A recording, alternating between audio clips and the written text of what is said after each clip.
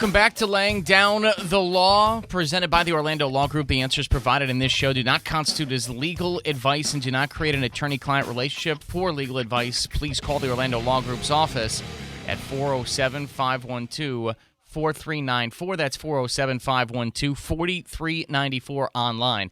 At theorlandolawgroup.com, our guest is Sonia Narvaez, President and CEO at CPA and Accounting and Tax Services, located right here in Orlando. And, of course, Jennifer Englert with us as always. Sonia, in your example a little bit earlier, it seems as if as long as one of the parents, the mother, let's say, were to provide the proper documentation, she would be able to claim full custody of the kids when it comes to the tax documents. Is that right? Correct. Yes. Okay. I have grandparents that support many grandchildren that live with them on a good, consistent basis, and we give them the credit.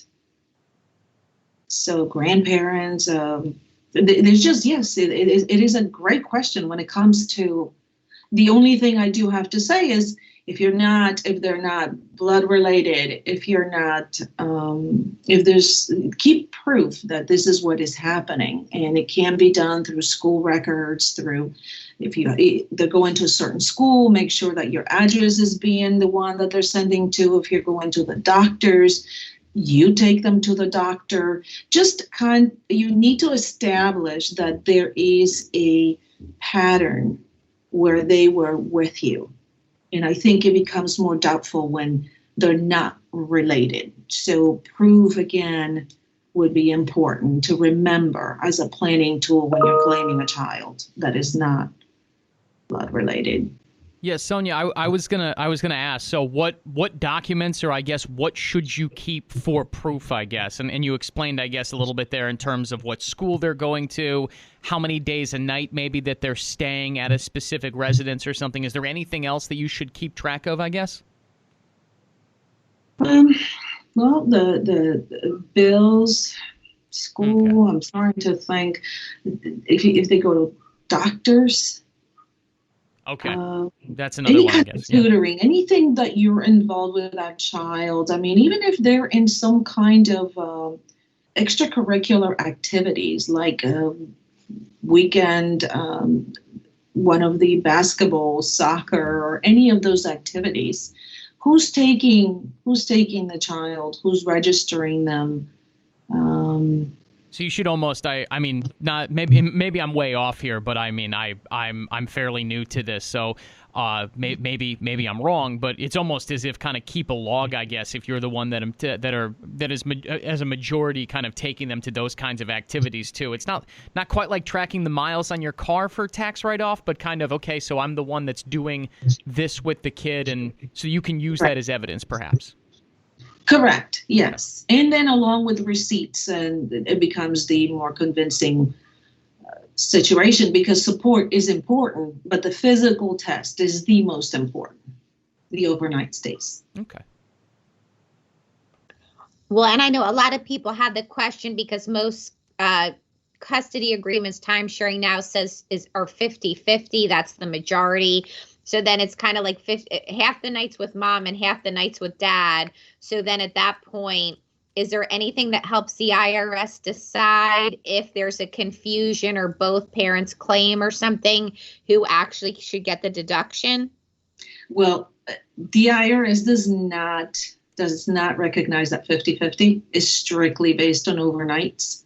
So for people who are getting a divorce, for people, work it out. So if you're getting 50-50, one can claim the child 1 year, the other one can claim the child the other year, and that may make it easier, and you're still getting that credit. And then if it's part of the divorce decree, then it's easy. It's you got an agreement, you follow that agreement, and everybody's happy getting at least 1 year. Or you can split children. If you have two children, then one parent can claim one and the other one can claim the other one. But there is no 50-50 for the IRS. It's basically physical custody.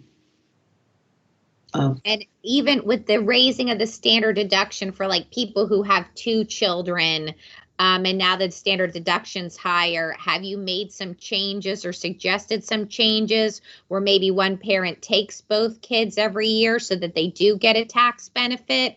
Or has that not real? Is the raising of the standard deduction really not made a difference? Well, it depends. If you're a head of household or if you're married, you have remarried. So the standard deduction is higher for a head of household than it is for a single person. And there's no longer exemptions, as you said. So you get the standard deduction at $12,000 for single, or at $16,000 if you are head of household with one child. If you've got two children and you're head of household, you don't get a higher standard deduction. So you're better off letting the other parent have it if they have similar circumstances. Does that make sense? Yeah, totally. Okay. It sounds like they probably, if you haven't revisited how you're doing things since some of the changes in the tax law, it probably is a good idea to do that to make sure you're maximizing your benefit. Absolutely. Yes, you got it. And then it all depends whether you're remarried, and if you have a good relationship with your spouse, with your ex-spouse, you can also try to even work that out, but then it would take for one person figuring out, is it more beneficial? Now, remember, the credits are going to be based on income. And having children on your tax return, depending on the amount of income that you have, is going to give you the earned income credit. And as long as the children are under 17 on the year that the tax return is filed, they get the additional $2,000 which is the child tax credit, and sometimes it becomes refundable depending on the amount of money, the amount of income the person has. So it can get tricky. Okay, well, and especially this year, if somebody hasn't been able to get that credit but made less money because of layoff or COVID or whatever, again, it's probably something that they should really take a look at, because they might be able to get a benefit that they haven't been able to before. Correct. Yes. There could be many people that could actually qualify by having a child to get some of these credits that they weren't able before.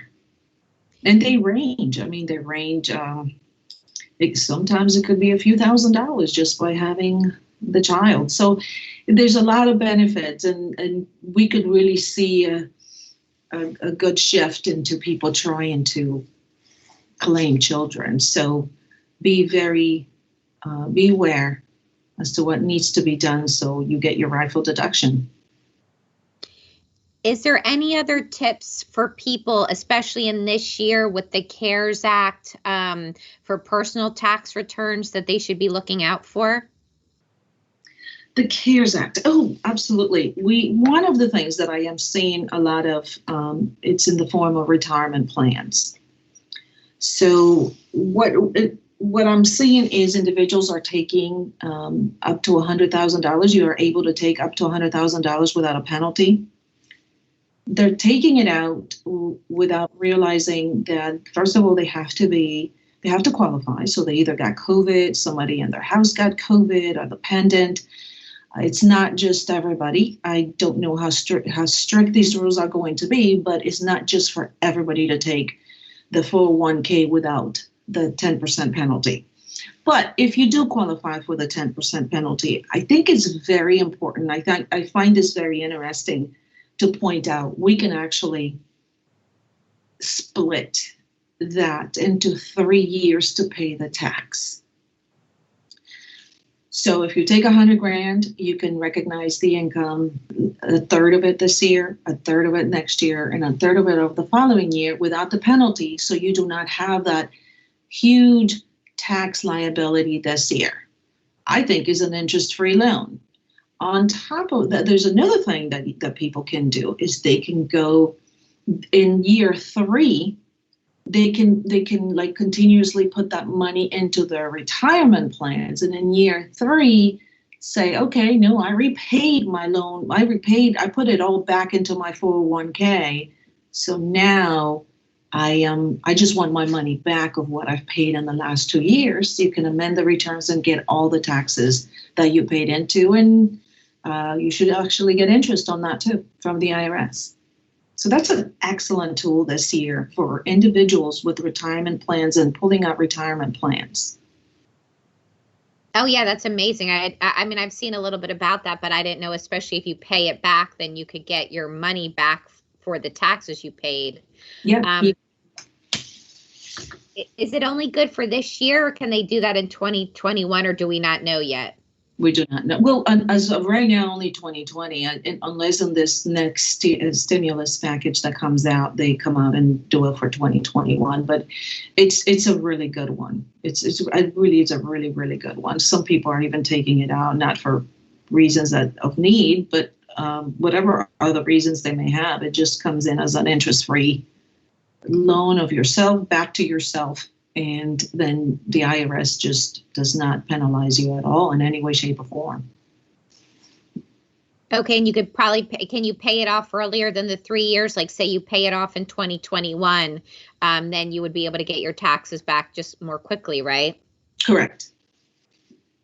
Yeah, Okay. you'll have to file an amendment, because if you're not paying it now. If I've got clients that want to pay it all off this year, they're like, I don't want the debt. I might as well just pay the IRS this year. So we have up to 3 years. If somehow they get into a job, they're able to put it all back and say, okay, I did put it all back. I want my money that I paid in 2020 for all the taxes that I paid all at once.